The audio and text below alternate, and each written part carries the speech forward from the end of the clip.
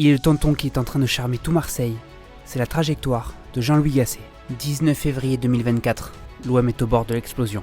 Pablo Longoria et le Bordeaux Olympien débarquent Gennaro Gattuso et sortent le nom de Jean-Louis Gasset de leur chapeau. Après les noms séduisants, les styles de jeu affirmés et les passés glorieux, l'OM revient aux Français et aux habitués de la Ligue 1. Et je vais faire tout mon possible pour faire la meilleure fin de saison possible. Mais comme à chaque fois, son air rassurant, sa voix rauque et posée, son regard perçant, sont en train de retourner tout le monde. Des joueurs en totale perte de confiance, aux supporters qui ne croyaient plus à rien cette saison, avec des victoires, des buts et des rêves retrouvés. Si on arrive en demi-finale, toute la ville va s'enjailler. Jean-Louis Gasset est né le 9 décembre 1953 à Montpellier.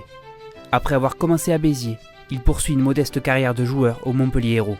Il y débute comme entraîneur adjoint, rôle qui le poursuivra une grande partie de sa vie. À Montpellier pendant plus de 10 ans, puis au PSG, une première fois avec Luis Fernandez au début des années 2000, avant de former un véritable duo avec Laurent Blanc. À Bordeaux avec un titre de champion de France et un quart de finale de Ligue des Champions à la clé, en équipe de France, dans le bourbier de l'après Domenech, puis au grand PSG avec ses stars. Gasset y est plus qu'un simple adjoint. On dit de lui qu'il est l'architecte de quelques-unes des meilleures saisons de l'ère des Qataris. Quand Blanc gère les matchs, lui dirige les entraînements et développe une proximité avec les joueurs.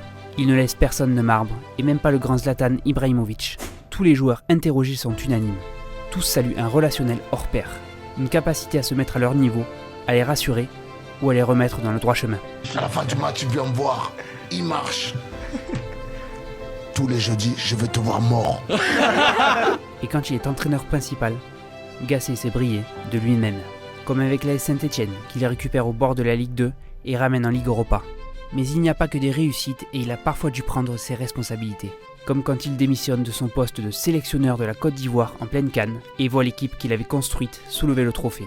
À Marseille, sa mission commando doit durer 4 mois.